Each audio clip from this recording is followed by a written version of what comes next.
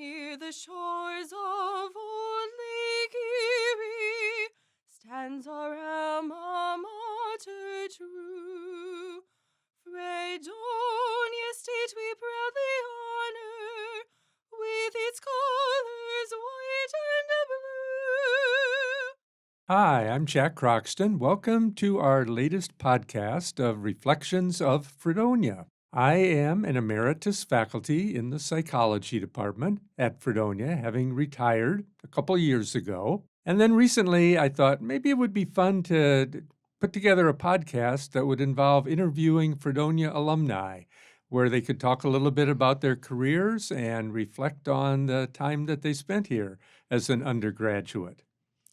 The podcast today is taking place at the Fredonia radio station, Fredonia's student-run station.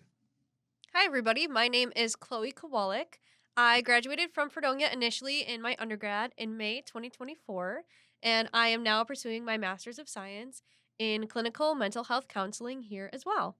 For today's podcast, we have a very special guest. So why don't you go ahead and introduce yourself by telling us your name and when you graduated from Fredonia. Perfect. Thank you, Dr. Croxton. My name is Kim Harrington. I graduated from Fredonia in the spring of 1989. So Kim, what did you study while you were a student here at Fredonia? While at Fredonia, I initially came in as a biology major and transitioned over to psychology. So I have a very proud psychology degree from Fredonia University. Okay, now did you have a minor in addition to the major? I didn't really have a minor. I continued my biological sciences kind of interest in that. And so I maintained kind of some biology and anatomy and physiology and things like that. Okay. How did you originally find out about Fredonia, and what made you want to come to the college? Great question, Chloe. And so there are really three variables. One was location. I really wanted to go to school out of state, but, it just wasn't something my parents could afford. And so Fredonia offered three things that I thought were valuable. One was location. I'm from Buffalo, and it was an hour away. It was the size. It was, at the time, 5,000 students, which seemed comfortable to me. And the third variable was I knew someone who attended. And so when I was in middle school, I had a kind of a big sister who eventually attended Fredonia. And we talked about it, and she talked about her experience. And so that's really what sold me. So those three variables, location, size, and a referral. Okay. So do you have any particular favorite memories of your experiences while you were here, either in or out of the classroom? Absolutely. I don't know. I mean, I could be here all day sharing my positive experiences and memories about Fredonia. And they range from special dinners in Erie Dining Hall. Those were fantastic. I was delighted, honored, and surprised to be the first Black homecoming queen at Fredonia. Oh, wow. So that was fantastic. I think the conversations I would have in my classes with professors and classmates, projects and things like that really spurred my interest, my continued interest in psychological sciences and in psychology. And I'll tell you honestly, my love for Fredonia and my experiences have not stopped, right? So my goddaughter is now a student at Fredonia. I worked at Fredonia for several years after graduating.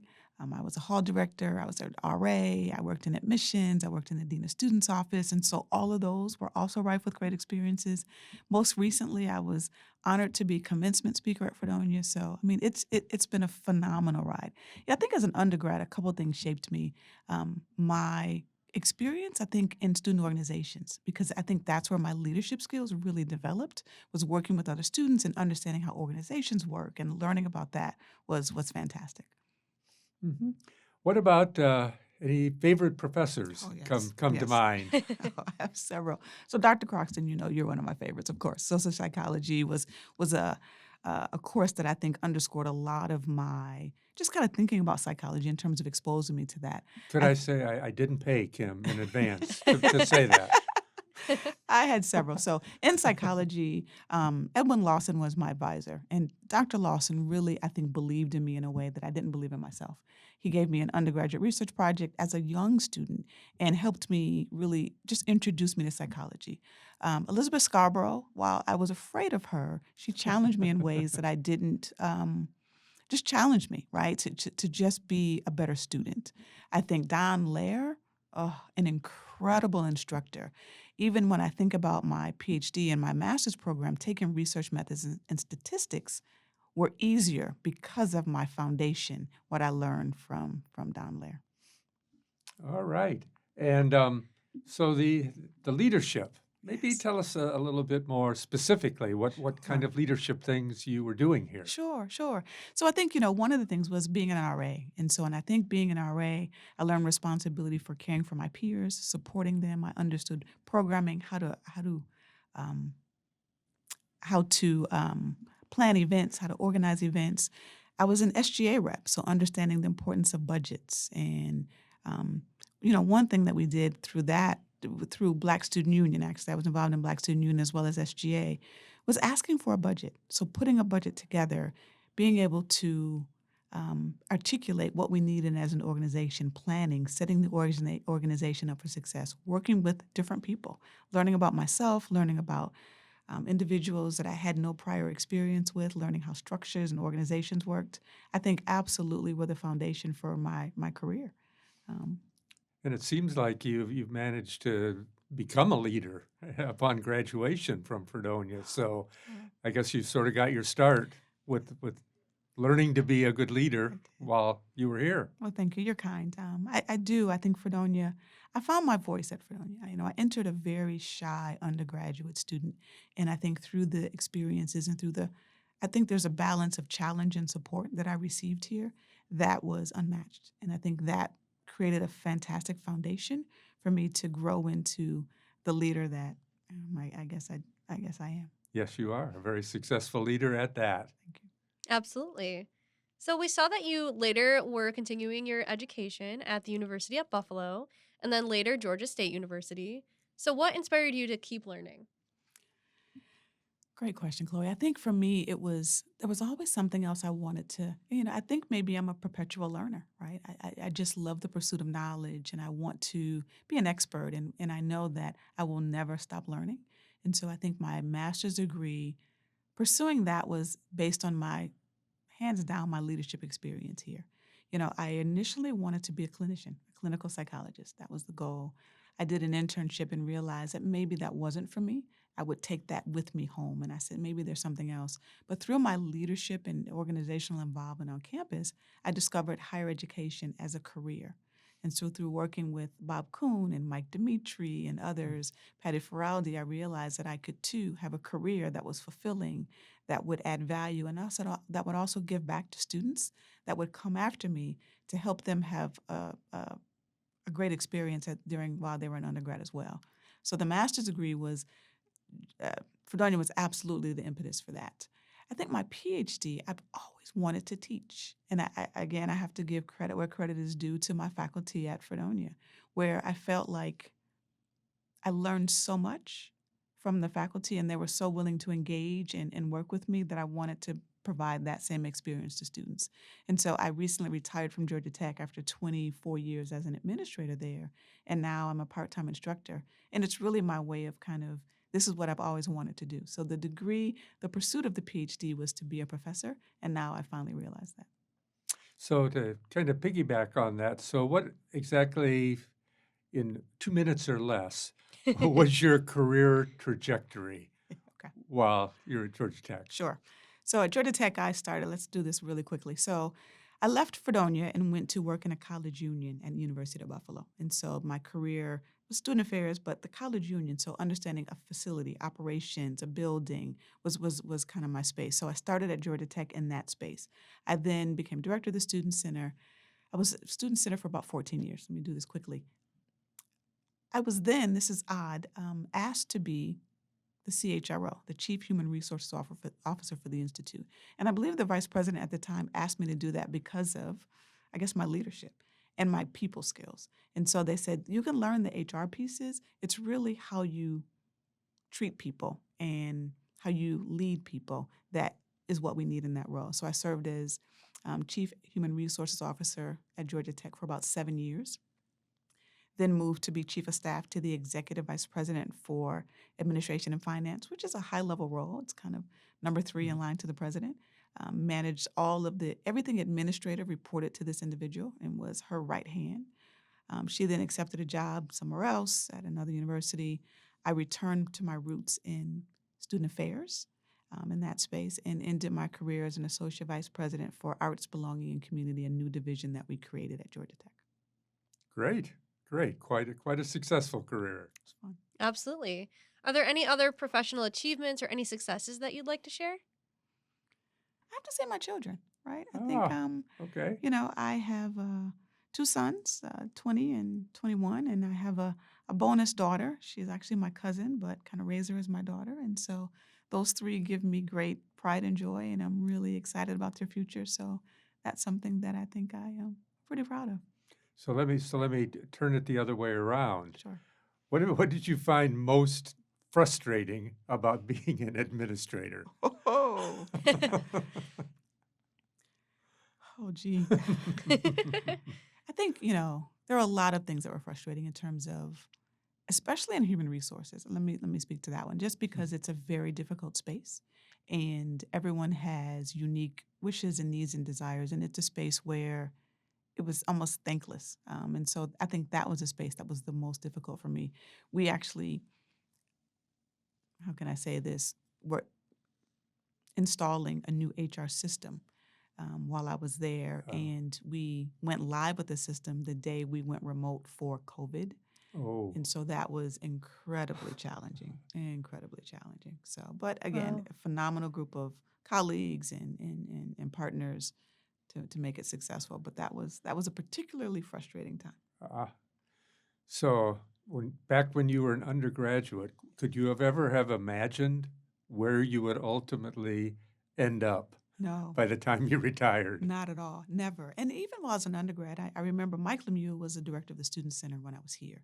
And there were conversations that he would have with us about moving furniture for events. And I didn't quite understand them until fast forward 10 years.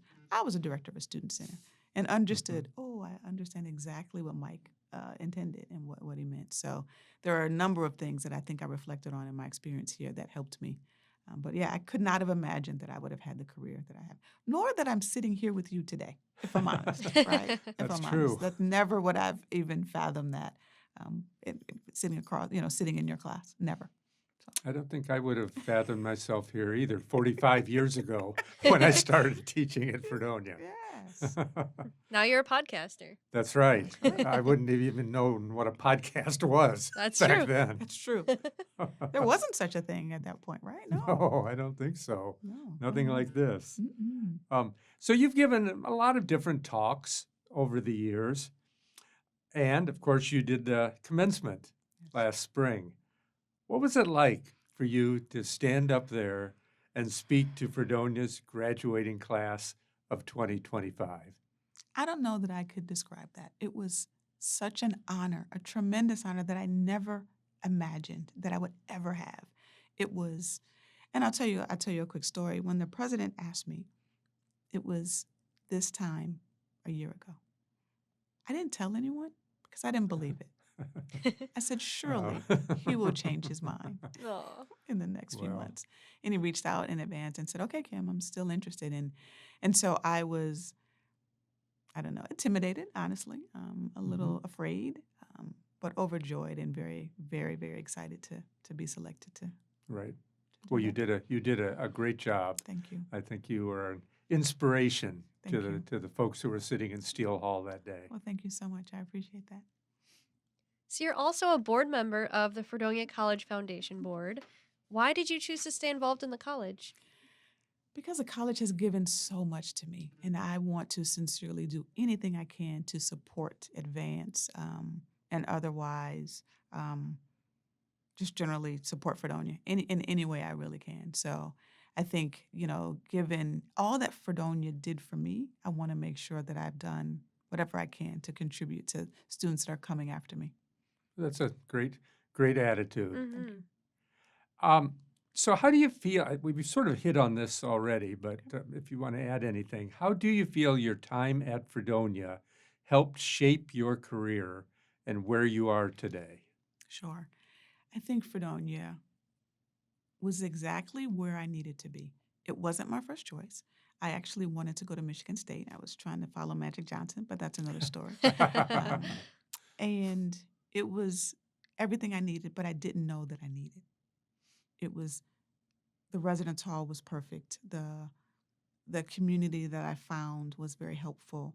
The professors that I had were exactly what I needed in psychology and even beyond psychology. So in addition to continuing my biological sciences interest and thriving thriving, I didn't get great grades, but having a great time and learning a lot in Oh, psychology, I also took advantage of other courses. And so I remember taking a Kurt Vonnegut class with Stephen Warner, oh, um, and so developed my love for reading. One thing that I couldn't really explain until recently is my love for theater. I go to New York City as often as I can to see shows, and uh-huh. that is absolutely a direct result of my Fredonia experience and Hmm. having exposure to a theater program. And Mm-hmm. so, nowhere else where I worked have they had a theater program. And so that theater program really runs deep in me. And now my kids love theater, but and I tell them it's because of Fredonia. It's because I connected with students who were theater majors and I would support my friends. I understood what crew meant. It was different. I remember a friend of mine was a senior and they were doing their art, kind of visual arts program, their display. And there was an exhibit that has stuck with me forever. I mean, it's still with me. So I think Fredonia, in addition to the education, the community, the the challenge and support, it's the other academic offerings that really I think supported me. And I think something I didn't say is that my involvement in the Black Student Union was life shaping as well. I think through that experience, we were exposed to a lot of powerful speakers. So Sonia Sanchez, Gwendolyn Brooks, Kwame Ture, Oh, that actually came to campus, Cornell West. And each of them, because I think of my leadership role and how small we were, poured into me. Cornell West told me, "You have something special." wow. Cornell West says that, That's, maybe you believe it, Yeah. right? I mean, wow. so That's it's neat. it's those things that I know, and that's why Fredonia was exactly the right place for me because I had those experiences. Mm-hmm. Absolutely. What advice would you give for current Fredonia students? Embrace everything they can. Fredonia is a special place. It's it's a unique space in that I do believe firmly that the faculty here sincerely, and I wouldn't say that they don't care in other places, but sincerely want students to be successful and find their why, find out, help them create their path. Sometimes I think students can be maybe intimidated by reaching out to faculty, and I would encourage them to do that. I would also encourage them to lean into organizations, become involved. Chloe, your description of this space in terms of in between classes, students come here, this community is important.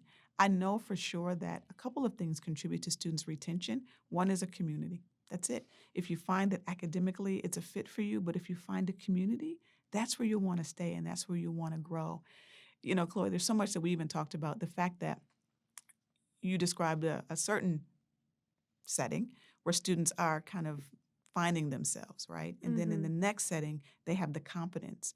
I think Fredonia gives you that in so many ways.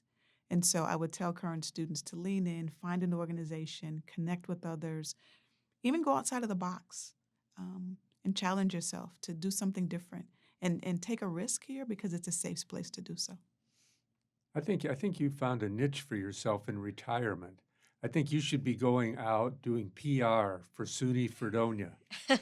This this this this was like your trial run, and you Did I do passed. okay? Okay, great. Great. I'll have someone hire me. There you There you go. go. We could just forward them this interview. That would be fantastic. And I sincerely believe that. Now, I'll tell you, Fredonia wasn't always easy, right? Being a young black young lady from Buffalo, New York, Fredonia was interesting because there wasn't a lot of people that looked like me. Mm-hmm. But being able to navigate that with the community that supported me, I'm stronger as a result of it. That is really great.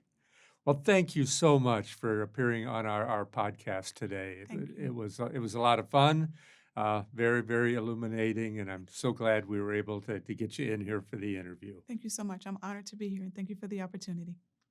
So I am Jack Croxton. And I'm Chloe Kowalik, and we'll see you in the next podcast.